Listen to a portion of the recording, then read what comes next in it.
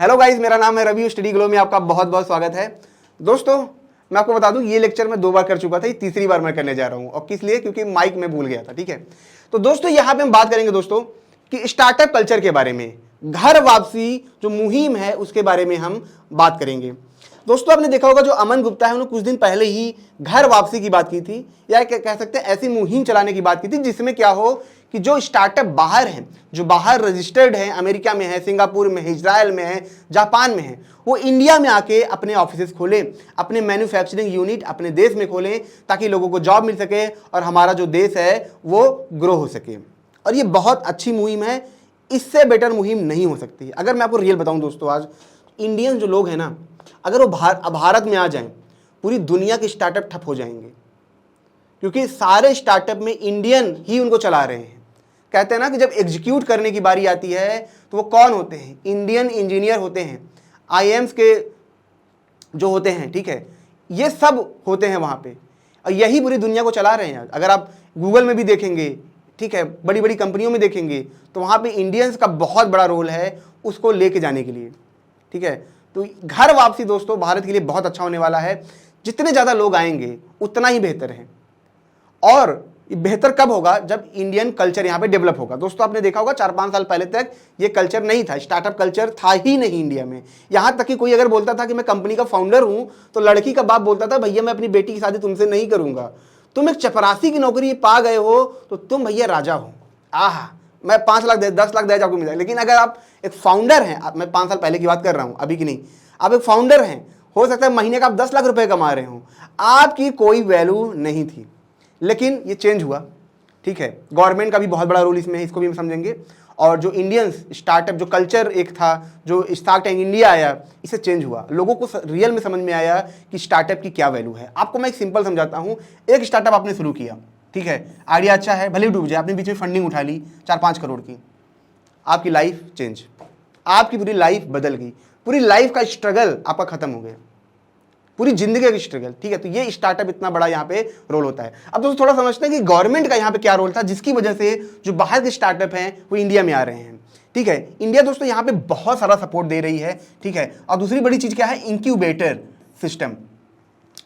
Indian startup scheme जो है दोस्तों, उसमें क्या होता है कि गवर्नमेंट पैसा देती है, लेकिन पैसा डायरेक्ट आपको नहीं मिलता है। पैसा जाता है जो यूनिवर्सिटीज़ हैं, जो बहुत बड़े कॉलेज हैं, जो बहुत बड़े स्टार्टअप के जिन्होंने स्टार्टअप कर चुके हैं, जो इससे जुड़े हैं, तो पैसा उनके पास जाता है। तो वो क्या करते हैं कि आपके आइडिया को देखेंगे, ठीक है, क्योंकि उनके पास एक्सपीरियंस है, नॉलेज है, उसके थ्रू क्या करते हैं, वो आपको क्या करते हैं, फंड देते हैं, पैसा आपको देते हैं। और पैसे के साथ साथ दोस्तों वो आपको सब कुछ देते हैं। मतलब आप देखेंगे जैसे होस्टिंग है, ठीक है, मार्केटिंग, ये सब जो जिसमें आप लाखों रुपए खर्च करते हैं अपने ऐप के लिए, सब के लिए, वहाँ पे वो सपोर्ट करते हैं, वहाँ पे आपको वो पैसा देते हैं, आपको बड़े प्लेटफॉर्म पे ले जाते हैं, बड़े लोगों से कांटेक्ट कराते हैं। तो यहाँ पे दोस्तों एक कल्चर बिल्ड हो रहा है ताकि जो स्टार्टअप है दोस्तों ग्रो हो सके। दोस्तों स्टार्टअप टफ है, स्टार्टअप टफ है, टफ। ठीक है, मतलब अगर हम बात करें दुनिया में इतनी सारी चीज़ें हैं ना, उसमें सबसे टफ जो होता है स्टार्टअप होता है। जो बिजनेस होते हैं बहुत मुश्किल होते हैं, क्योंकि इसमें सारी चीज़ ना दोस्तों अनसर्टेन है। आप देखेंगे बहुत बड़े बड़े आईएएस इंजीनियर, ठीक है, बहुत जिन्होंने दिग्गज है अपने फील्ड के, लेकिन स्टार्टअप में जाते हैं, वहाँ वो चीज़ नहीं हो पाती है, वो नहीं हो पाता है। आज भी आप देखेंगे बहुत सारे आईआईटीएन हैं, बहुत सारे आईएएस हैं जिन्होंने कंपनी शुरू की है, लेकिन उन्होंने वो रिमार्क हासिल नहीं किया है। आज भी उनकी कंपनी स्ट्रगल कर रही है। तो स्टार्टअप अलग चीज़ है, टफ है, हर चीज़ क्या है, अनसर्टेन है। इसमें सिर्फ आईक्यू नहीं, इसमें बहुत कुछ चीज़ें चाहिए होती हैं। ठीक है, इसीलिए दोस्तों यहाँ पे क्या होता है, इसको सपोर्ट चाहिए, एक कल्चर चाहिए, एक इन्वायरमेंट चाहिए जहाँ पे वो फल फूल सके, बड़ा हो सके।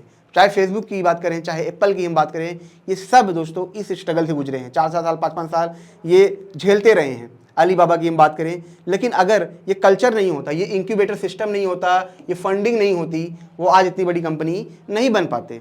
अगर आप पेपल की बात करते हैं, उबर की आप बात करते हैं, कितने सालों तक इन्होंने लॉस सहा है, वो फंडिंग थी जिसने इसको सर्वाइव किया।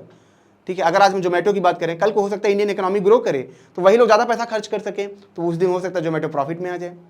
आज वो भले छोटा में लग रहा हो, लेकिन इतना बड़ा मार्केट कैप्चर किया है, थोड़ा सा ही प्रॉफिट आया, बिलियन में कमाएंगे पैसा वो। ठीक है, तो स्टार्टअप टफ है, उन्हें एक माहौल चाहिए, उन्हें एक टिकने के लिए मार्केट में मौका चाहिए, तभी वो क्या कर सकते हैं दोस्तों, यहाँ पे वो टिक सकते हैं।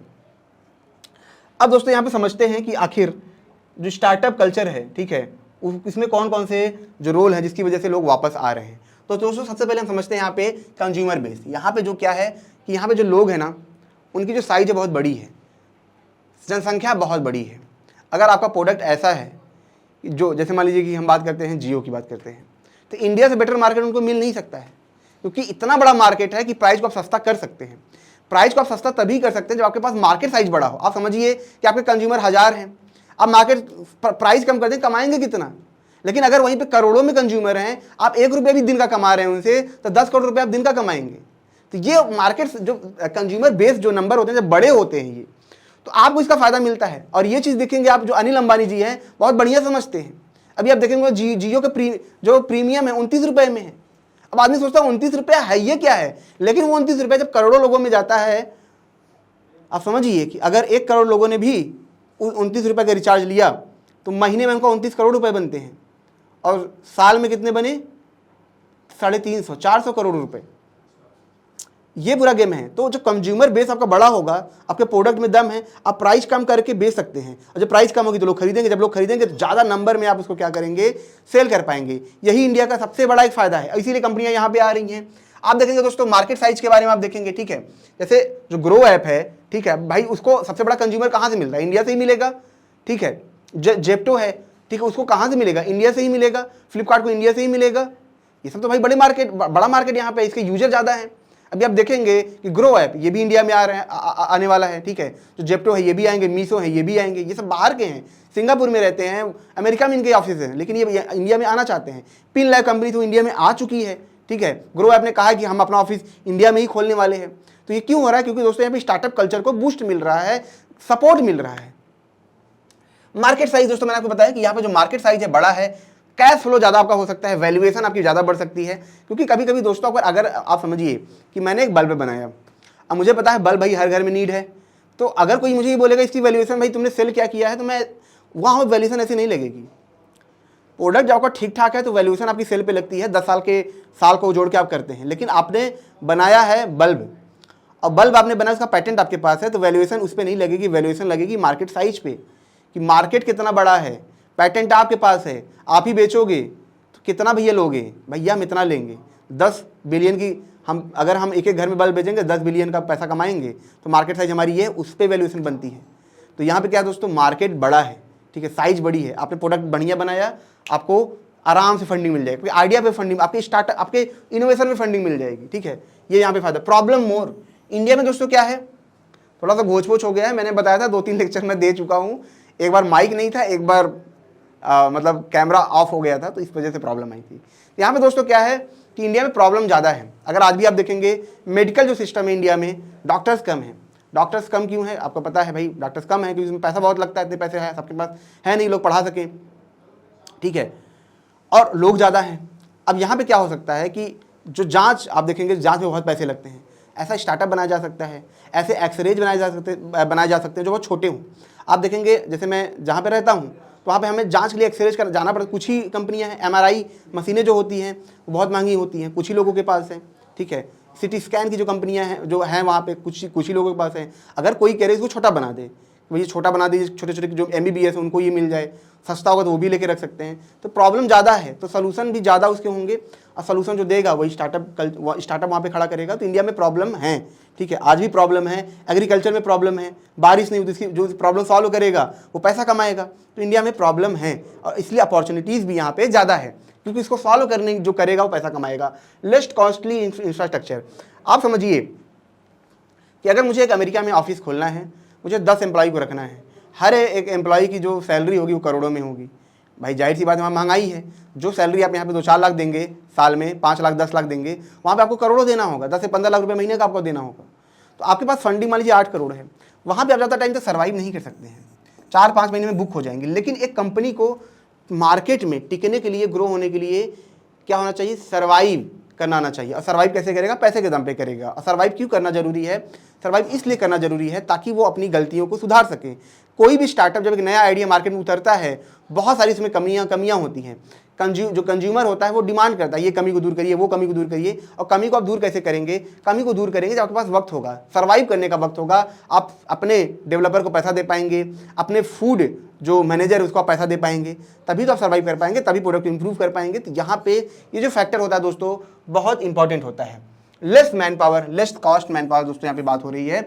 मैंने आपको बताया कि वहाँ पे सैलरी ज़्यादा है, यहाँ पे इंडिया में आप देखेंगे आपको इंजीनियर मिल जाएंगे। कहने की बातें होती हैं कि यहाँ पे एजुकेशन सिस्टम खराब है, लेकिन यही के जो लोग होते हैं दोस्तों बाहर जाते हैं, बाहर अच्छा खासा पैकेज लेते हैं, क्योंकि रियल में इंडिया से बेटर एजुकेशन जो ऊपर के हैं, मैं बात कर रहा हूँ इंडिया में 2 टाइप के एजुकेशन, नीचे है एक ऊपर है। तो जो ऊपर के हैं वो अच्छे हैं। अब देखिए, आप देखेंगे ज़्यादातर जो बच्चे हैं, अगर आप देखेंगे सीबीएसई बोर्ड में जा रहे हैं ज़्यादातर, मतलब सब उसी में जा रहे हैं, तो एक वो भी उसका एक हमें देखने का रोल मिल रहा है कि हाँ प्राइवेट भले ही पैसा चार्ज हो रहा है, लेकिन कहीं ना कहीं बच्चों का इसमें फ़ायदा हो ही रहा है। यहाँ पे थोड़ा गलत है लेकिन फ़ायदा बच्चों का हो रहा है। तो जो स्टूडेंट निकल रहे हैं वो अच्छे निकल रहे हैं, अच्छे इंजीनियर से। बहुत प्राइवेट इंस्टीट्यूट भी हैं, भले ही प्राइवेट हैं वो, लेकिन जो आईआईटी में तैयारी कर भाई हर कोई आईआईटी क्रैक करेगा नहीं भाई, जो लिमिटेड सीट हैं, लेकिन जो बच्चे वहाँ से प्राइवेट में जाते हैं वो भी अच्छे होते हैं।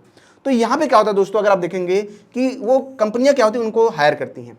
इन्फोसिस की दोस्तों अगर हम बात करें, इन्फोसिस आईआईटीएन को हायर नहीं करता है, मतलब वो करता है लेकिन ज़्यादातर वो नॉर्मल स्कूल से वो लेते हैं, लेकिन नॉर्मल स्कूल के अच्छे बच्चों को लेते हैं।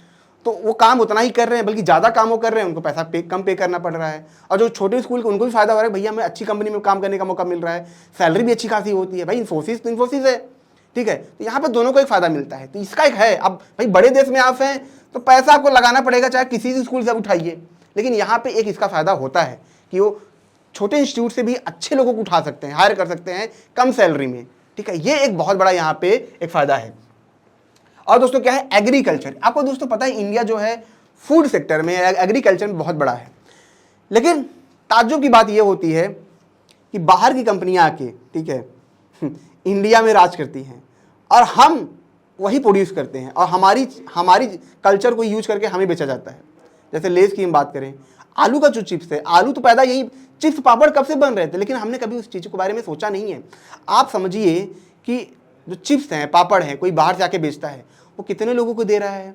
वो सुपर को देता है, भाई सुपर कुछ मार्जिन रखेगा, होलसेल डिस्ट्रीब्यूटर को देगा, डिस्ट्रीब्यूटर कुछ मार्जिन रखेगा, होलसेलर को देगा, वो कुछ मार्जिन रखेगा, फिर रिटेलर को देगा, वो कुछ मार्जिन रखेगा। कितने लोगों से बीच में आ रहा है। लेकिन अगर वही चीज़ अगर आप खुद उगाते हैं, और उगाते नहीं हैं, आप वहीं पे मैन्युफैक्चर करते हैं, अपने आसपास लोगों को देते हैं, उसकी प्राइस सस्ती होगी, आप क्वालिटी मेंटेन कर लेंगे, अपने आसपास आप वो चीज़ें दे पाएंगे।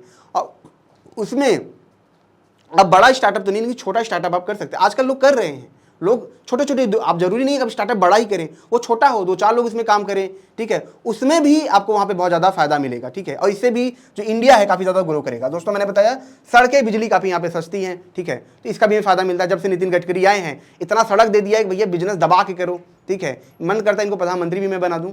तो दोस्तों ये छोटा सा लेक्चर था, अगर आपको अच्छा लगा हो तो इसे लाइक करें, कमेंट करें, शेयर जरूर करें। मिलते हैं नेक्स्ट लेक्चर में। Thank you so much.